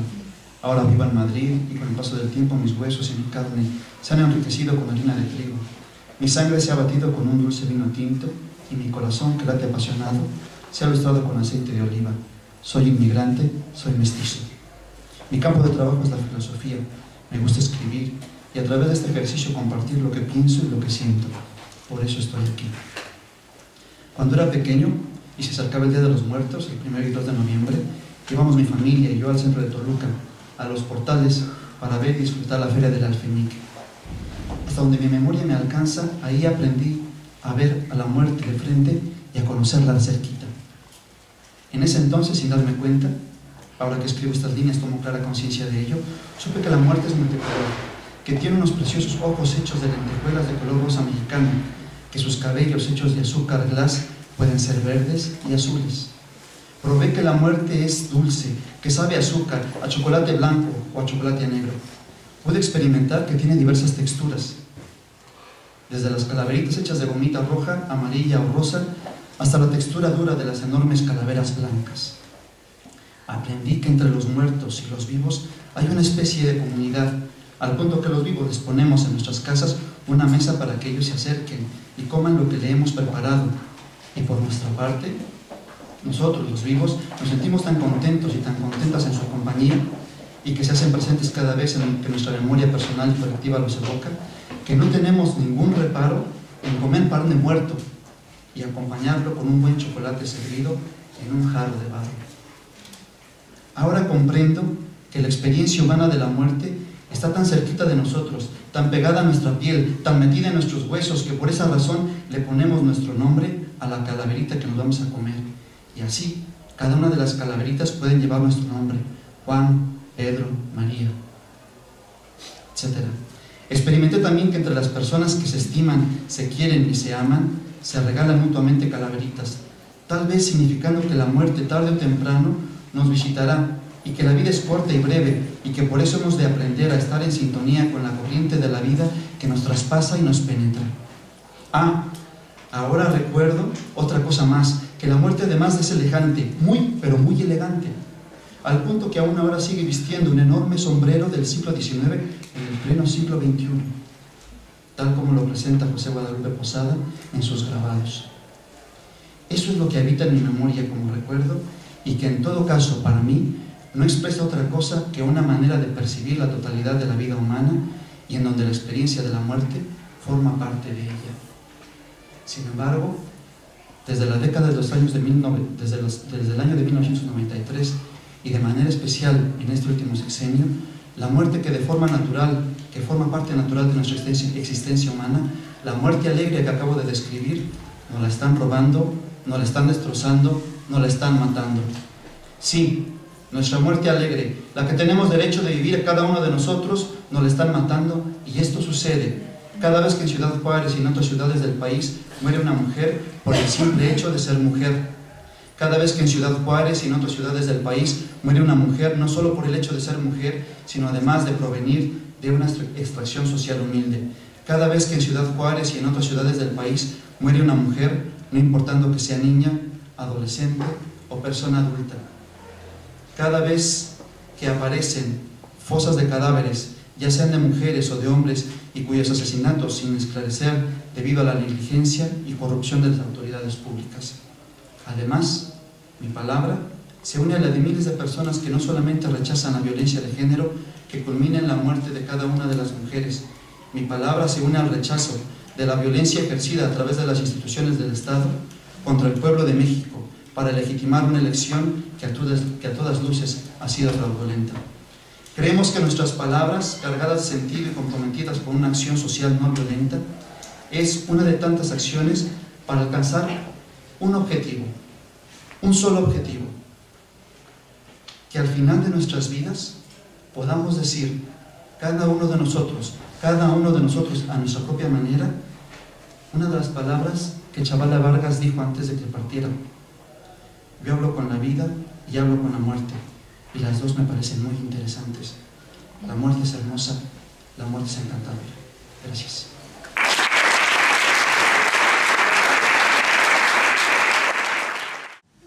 Bueno, pues nada, muchas gracias a todo el mundo por venir. Para mí es un placer estar aquí en solidaridad con este gran problema, ¿no? Yo también tengo que decir que nunca estuve en México.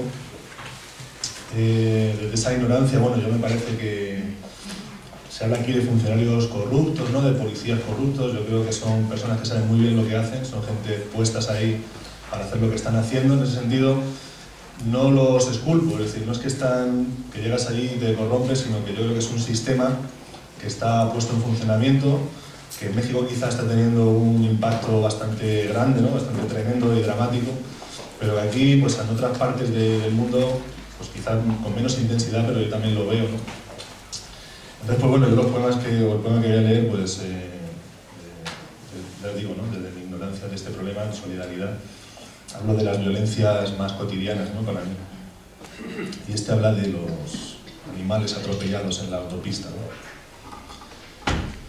Uno ha de medir la magnitud de la tragedia en el creciente número de animales domésticos atropellados junto a la cinta de la autopista.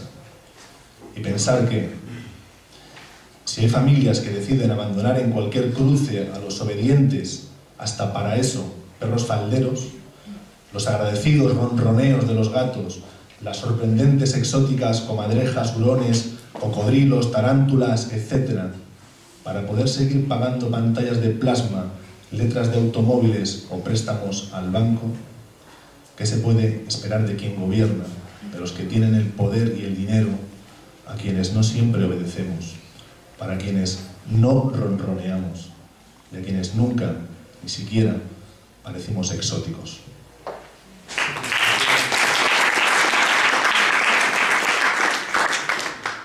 Bueno, yo, no sé, yo también veo que es un poco un tono hoy muy serio, pero bueno, voy a intentar leer una cosita, si me sale, que como digo, ¿no?, de vivencias de aquí cotidianas, de lo que se llama ¿cómo se llama? Fuerzas de seguridad, me parece.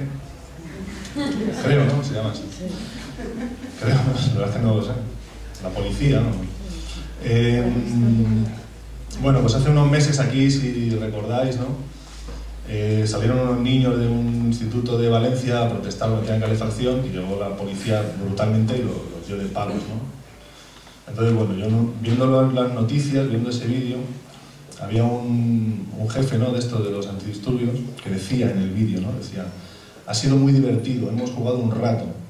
A partir de este momento se considera desobediencia. Si seguís cortando el tráfico, los que cojamos, lamentándolo mucho, quedarán detenidos. Bueno, pues yo con estas palabras de este gran pensador elaboré una especie de curso de literatura para los chavales, ¿no?, para que por lo menos les sirviera para algo, ¿no?, utilizando las figuras del lenguaje. Con la figura de Hiperbatón quedaría su discurso más o menos así. Muy divertido ha sido, un rato jugado hemos. De este momento a partir, desobediencia se considera. Si el tráfico cortando seguís, mucho lamentándolo, los que cojamos detenidos quedarán. Hipérbole. Ha sido divertidísimo. Hemos jugado un buen rato largo. A partir de este mismísimo momentazo, se considera desobediencia máxima. Si seguís pulverizando el tráfico, los que inmovilicemos, lamentándolo muchísimo, quedarán encerrados para siempre. Con la figura de onomatopeya. Sí, mucho jajaja y venga jijiji, pero que no, zasca, zasca, zasca, zasca, y luego ay. Con la figura de elipsis, lo fue, ya no, detenidos. Interrogación retórica. Ha sido muy divertido. Hemos jugado un rato. A partir de este momento se considera desobediencia. Si seguís cortando el tráfico, los que cojamos quedarán detenidos. Lamentándolo mucho. Anáfora. Ha sido divertido, ha sido jugar un rato, ha sido desde este momento, ha sido considerado desobediencia, ha sido que si cortáis el tráfico, ha sido que lamentándolo mucho, ha sido que los que cojamos, ha sido que quedarán detenidos. Polisíndeton.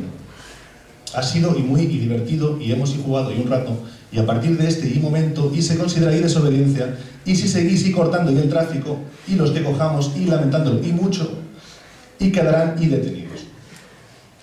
Antítesis. Ha sido divertido, hemos jugado tristes. A partir de este momento se considera desobediencia eterna.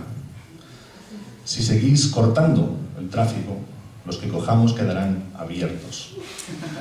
Y lamentándolo mucho, quedarán felizmente detenidos. Ironía, ver original. Y por último, metáfora, que quedaría algo así como instantes felices de juego compartido. Mas desde esta luna, si la hora no obedece, si los ríos de automóviles no fluyen, los que se enreden entre nuestras rudas manos, oh infelices, solitarios quedarán en nuestra oscura caverna.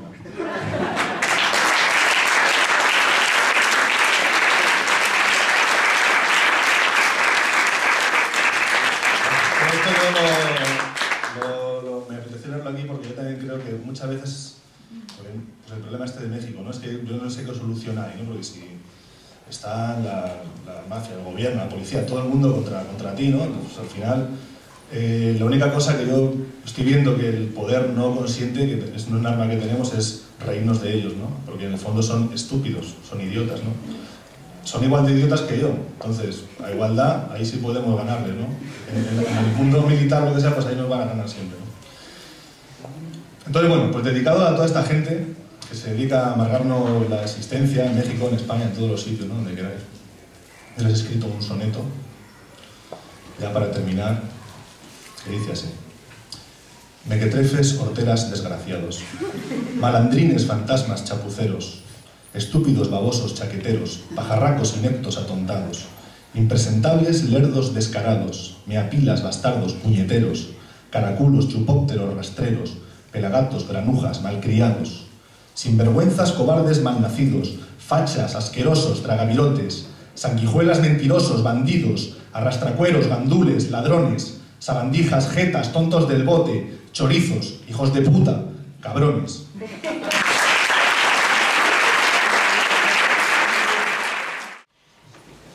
Quería dar las gracias a toda la gente que se ha involucrado y ha hecho este evento que el año pasado personalmente, confieso, no tenía ni idea de que había sido, y de repente este año 132 ciudades al final, o sea, 144, bueno, no tengo internet en el curro, ayer lo miré, eran 132, hoy no lo he podido mirar, vale.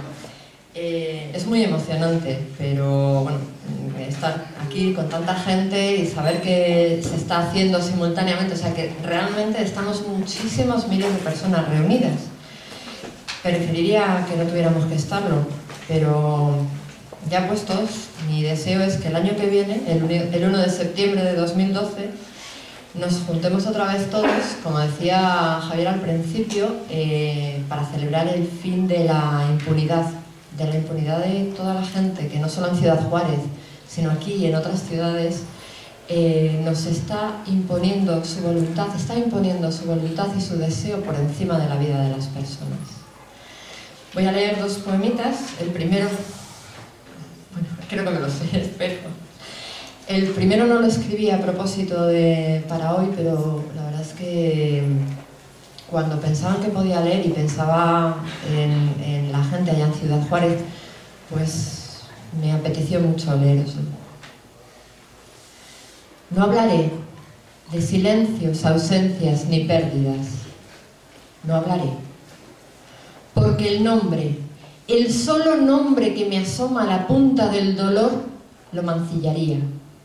Porque no hay adjetivo que no escupa sobre él, ni verbo que no lo enfangue. Me lo comeré, como quien se come los cristales de la copa, rota después de apurar el mejor vino de la bodega.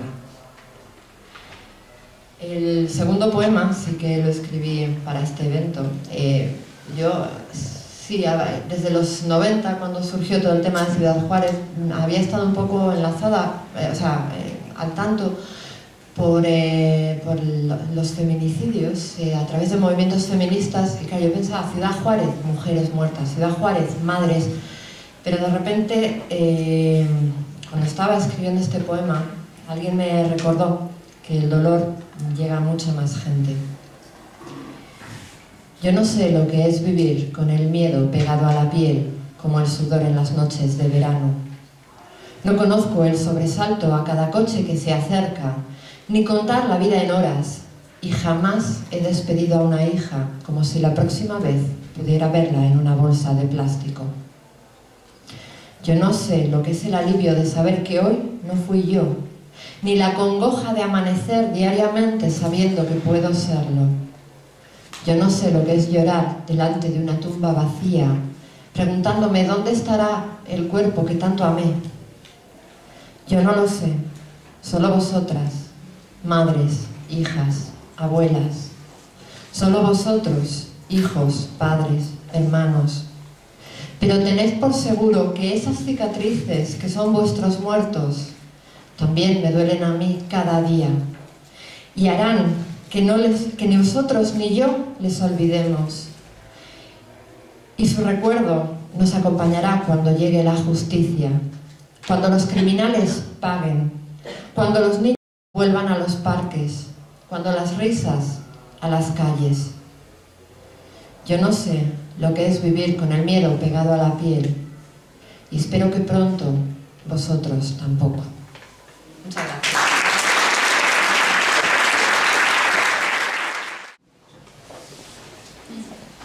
En esta tierra, tierra muerta, tierra de desecho, se ha consumido toda la terneza, todo el calor. No queda dicha, Son las 9:30 antes de mediodía y oye un estruendo, alguien queda sin pecho. No hay funeral, tan solo una cuneta.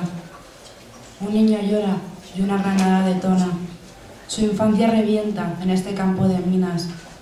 Y no hay auxilio ni promesa que pueda justificar tomar al asalto en el nombre de lo que sea la paz de una amena familia que intenta pelear sin armas. Que lo único que tienen es el cariño y el amor que se profesan. Es en esta tierra, tierra maldita, federada por una bandera, celebrada por un himno, condecorada por un miserable, encarecida por un cobarde. A las 4 de la mañana en punto, que esta mañana, inmovilizada, vinieron a por mí, y no advertí nada, tan solo el estruendo de la metralla cascando mi cuerpo. El hombre está podrido, el hombre está muerto, el hombre es un ente, el hombre es un engendro.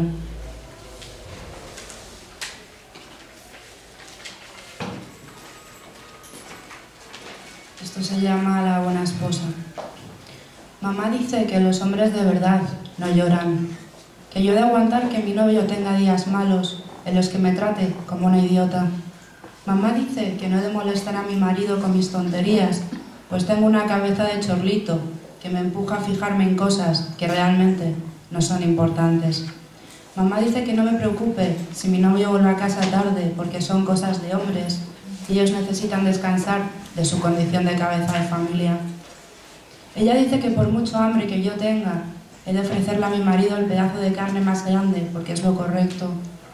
Ayer en el funeral de mi mamá, la vi toda moradita y enclenque, con su rosario en la mano, parecía un gorrión.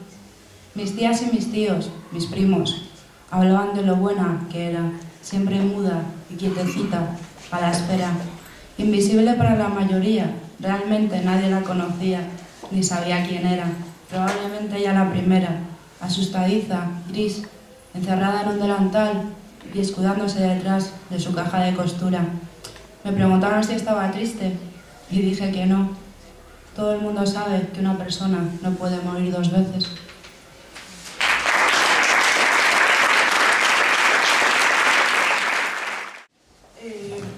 Bueno, esto es lo que yo he escrito para Ciudad Juárez. Al otro lado del mundo, el viento te volverá loca.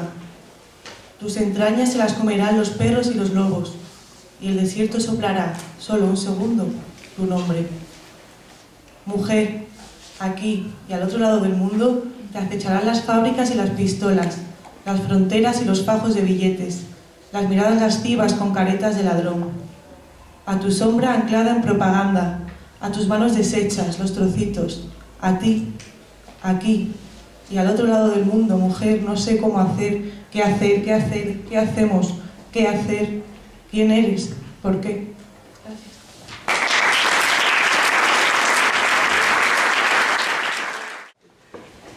Bueno, como ya dijeron antes,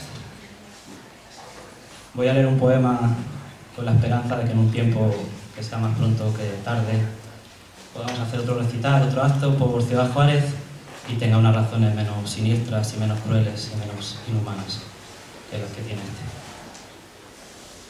Hicieronme y a mí los días de asueto, los viajes interminables en un Renault donde sonaban viejos casetes con rancheras, voces apagadas que encienden la memoria, bostezo tatuado en el vado de las ventanillas que eran cine, imaginación, película infinita, ajeno, baile de árboles, postes de luz, nubes, líneas blancas. Y mientras unos ojos atravesaban 80 kilómetros por hora pueblos deshabitados, océanos de centeno, tierras baldías. Y el sol siempre estaba tan alto y tan lejano que a mí me parecía el mayor de los cobardes cuando cada noche se escondía, huía tras los tejados. Por suerte, después de muchos años, una vez era verano y comprendí la belleza de la noche, de la luna, el silencio de algunas canciones, el ruido de los libros que cerraban mis ojos, que frotaban mis párpados con los párpados de aquel que vivía al otro lado del espejo, al otro lado del sueño. Y comprendí que el amanecer era un silogismo, las maneras las perdí entre sus uñas. Y hoy todo lo que queda es irreal, un pasillo oscuro, sin luz al final, no hay tan siquiera destellos de esperanza. El chirrido de una puerta que se cierra lentamente, acariciada por la brisa, me hace temblar de miedo, pero el golpe seco de una puerta que se cierra de golpe, empujada por el viento, me hace morir del susto. Y ya nada es mío, porque nada es tuyo.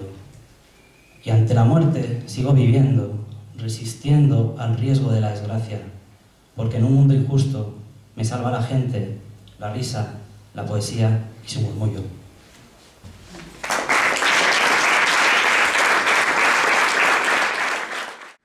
Vamos a cerrar este recital. ¿Alguien a quien no haya anotado? ¿Alguien? ¿Quiere usted leer? No, solamente quería decir unas palabras.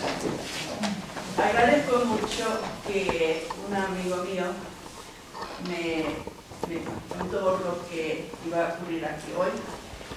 Y yo por edad y por circunstancias de la vida estoy recopilando cosas de mi vida para escribir mis memorias.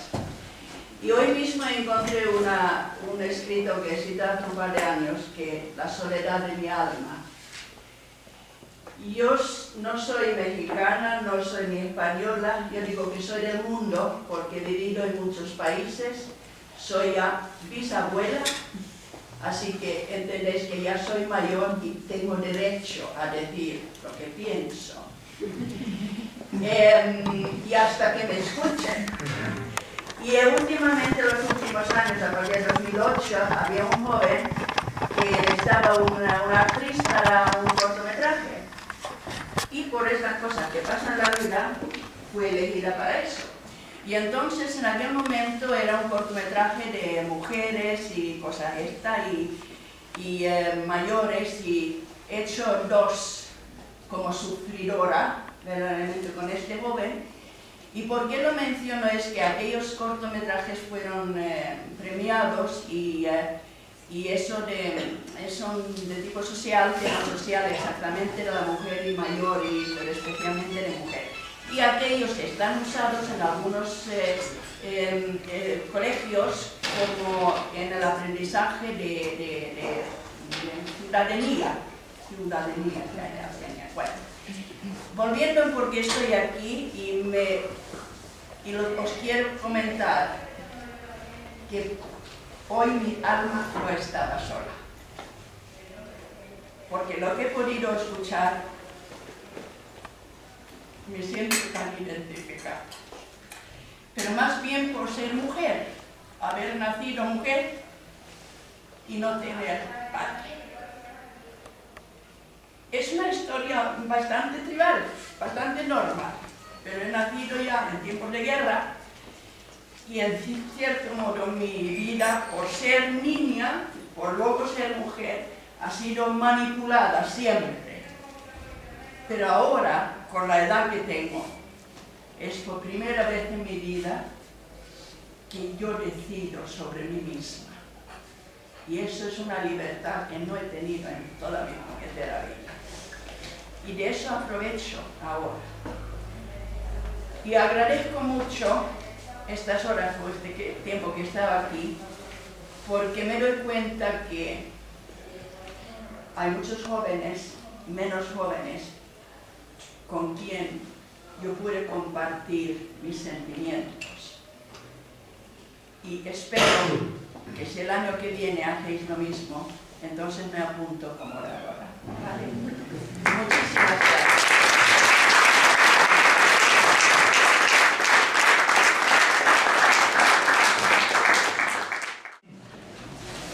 Muchas gracias a todos por haber venido, a todos los que han intervenido, por haberlo hecho con palabras tan hermosas. Quiero agradecer a Traficantes de Sueños por habernos acogido. Traficantes de Sueños es una organización, vamos a decirlo así, que siempre está cuando lo necesitamos, la gente que hacemos cosas, los movimientos sociales, y que cada vez son más imprescindibles para que en Madrid no se difunda la violencia, sino la inteligencia y el pensamiento. Muchas gracias a Blas y a todos los compañeros y compañeras de Traficantes. Pero sobre todo este acto no habría sido posible sin la mediación, por supuesto sin todos los compañeros y compañeras que lanzan la idea desde Ciudad Juárez, sin el poeta y promotor cultural Huberto Stabile, que es una persona, me parece, imprescindible en la poesía española y al que, si nos está viendo por ahí, le mando un muy cordial saludo, un abrazo, porque está ahora en Ciudad Juárez participando en los eventos. Y también, sobre todo, en el caso del acto de Madrid, a Liliana Pedroza. Me gustaría que le diéramos un fuerte aplauso porque ella es...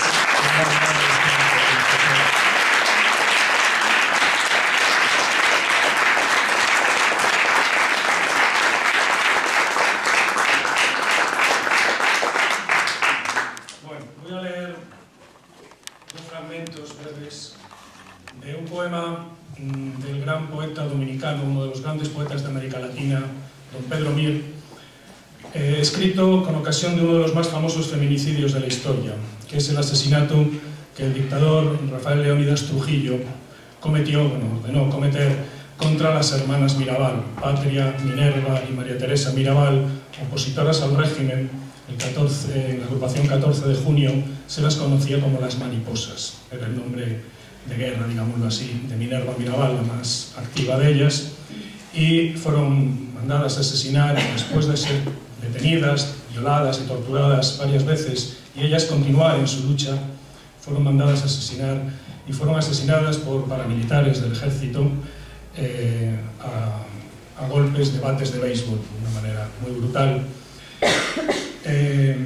Las mariposas, en este caso, en este contexto, no son solo ellas, sino todas aquellas que han sido asesinadas en condiciones similares, todas las mujeres asesinadas en condiciones similares. He de decir, para esperanza de todos, que ese asesinato supuso el comienzo del fin de la dictadura de Trujillo. Cuando supe que habían caído las 3 hermanas Mirabal, me dije, la sociedad establecida ha muerto. Lapislázuli a cuento de todo emblema ruidoso mentísena, referido a un imperio en agonía, y cuando ha sido conocido, desde entonces me dije, y cuanto ha sido comprendido desde entonces me dije, es que la sociedad establecida ha muerto. Comprendí que muchas unidades navales alrededor del mundo inician su naufragio en medio de la espuma pensadora, y que grandes ejércitos reconocidos en el planeta comienzan a derramarse en el regazo de la duda pesarosa. Es que hay columnas de mármol impetuoso no rendidas al tiempo y pirámides absolutas erigidas sobre las civilizaciones que no pueden resistir la muerte de ciertas mariposas. Cuando supe que 3 de los espejos de la sociedad, 3 respetos del brazo y orgullo de los hombres, 3 y entonces madre y comienzo del día, habían caído asesinadas, oh asesinadas, a pesar de sus telares en sonrisa, a pesar de sus abriles en riachuelo, a pesar de sus neblinas en reposo, y todo el día lleno de grandes ojos abiertos, roto el cráneo, despedazado el vientre, partida la plegaria, oh asesinadas. Comprendí que el asesinato como bestia incendiada por la cola no se detendría ya ante ninguna puerta de concordia, ante ninguna persiana de ternura, ante ningún dintel ni balaustrada, ni ante paredes, ni ante rendijas, ni ante el paroxismo de los progenitores iniciales, porque a partir de entonces el plomo perdió su rumbo y el sentido su rango y solo quedaba en pie la humanidad, emplazada a durar sobre este punto escandaloso de la inmensidad del universo. Supe entonces que el asesinato ocupaba el lugar del pensamiento, que en la luz de la casa comenzaba a aclimatarse el puerco cimarrón y la araña peluda, que la lechuza se instalaba en la escuela, que en los parques infantiles se aposentaba el hurón y el tiburón en las fuentes, y engranaje, y puñal, y muñón, y muleta en los copos de la cuna, o que empezaba entonces la época rotunda del bien y del mal, desnudos frente a frente, combinados a una sola, implacable, definitiva, decidida victoria, muerte a muerte. Porque hay columnas de mármol impetuoso no rendidas al tiempo y pirámides absolutas erigidas sobre las civilizaciones que no pueden resistir la muerte de ciertas mariposas. y calles enteras de urbes imperiales llenas de transeúntes, sostenidas desde la base por tirantes y cuerdas de armonía, de padre a hija, de joven a jovenzuela, de escultor a modelo, y artilleros atormentados por la duda bajo el cráneo, cuyas miradas vuelan millares de lenguas sobre el horizonte para alcanzar un rostro flotante más allá de los mares, y camioneros rubios de grandes ojos azules, obviamente veloces, que son los que dibujan o trazan las grandes carreteras y transportan la grasa que engendra las bombas nucleares, y portaaviones nuevos de planchas adineradas invencibles, insospechablemente unidos al rumbo del acero y del petróleo, y gigantes de miedo, y fronteras de radar, y divisiones aéreas, y artefactos electrónicos, y máquinas infernales dirigidas de la tierra hacia el mar y del cielo a la tierra y viceversa, que no pueden resistir la muerte de ciertas mariposas. Porque la vida entera se sostiene sobre un eje de sangre, y hay pirámides muertas sobre el suelo que humillaron, porque el asesinato tiene que respetar si quiere ser respetado. Y los grandes imperios deben medir sus pasos respetuosos, porque lo necesariamente débil es lo necesariamente fuerte, cuando la sociedad establecida muere por los cuatro costados. Cuando hay una hora en los relojes antiguos y los modernos que anuncia que los más grandes imperios del planeta no pueden resistir la muerte de ciertas debilidades, amén, de mariposas. Muchas gracias.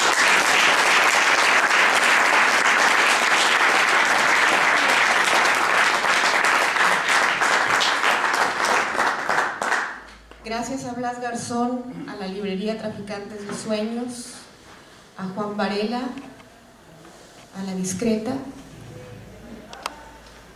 a Huberto Stabile, que es quien ha convocado hasta el día de ayer 144 ciudades de 25 países en 4 continentes. Gracias a ustedes, porque su presencia física y de manera virtual es una manera de solidarizarse con quienes viven día tras día la violencia. Voy a decir unas breves palabras. Con ello quiero ofrecer un aplauso a todos ustedes por su solidaridad, por su compañía, por habernos contactado a través de las redes sociales, porque sin ustedes este recital no hubiera sido posible. Hoy, 1 de septiembre, un grupo numeroso de escritores, con sede en más de 140 ciudades de 25 países en 4 continentes, nos reunimos en un acto pacífico como proclama la no violencia en México, en un recital literario llamado Escritores por Ciudad Juárez. Leemos porque la literatura es una trinchera digna donde combatir la ignominia y la indiferencia, porque con ello manifestamos nuestra solidaridad a las víctimas, les damos peso, nombre, dolor, desde el dolor que podemos entender desde nuestras circunstancias, porque nos reconocemos y nos acompañamos en este trayecto largo que es la reconstrucción de la paz en México y en todo lugar donde se duerma, se viva y se respire con el sonido de una balacera. En Ciudad Juárez, en el norte de México, hay millones de personas que salen de casa todos los días sin saber si ellos o su familia regresarán vivos. Y entre ellos hay quienes han organizado una biblioteca en su barrio, inaugurado salas de lecturas para niños, leen en los parques y en el transporte urbano. Saben que la literatura salva porque es un espacio en el que uno existe en todas sus posibilidades. Para ellos es este recital, para acompañar a hombres y mujeres que en su diario trabajo se esfuerzan por una ciudad donde se pueda vivir con dignidad, donde salir a la calle sin miedo sea un acto cotidiano otra vez. Finalizo con un poema de José Emilio Pacheco que se titula Alta Traición. No amo mi patria, su fulgor abstracto es inacible, pero aunque suene mal, Daría la vida por 10 lugares suyos, cierta gente, puertos, bosques de pinos, fortalezas, una ciudad deshecha, gris, monstruosa, varias figuras de su historia, montañas y 3 o 4 ríos. Muchas gracias por haber estado aquí.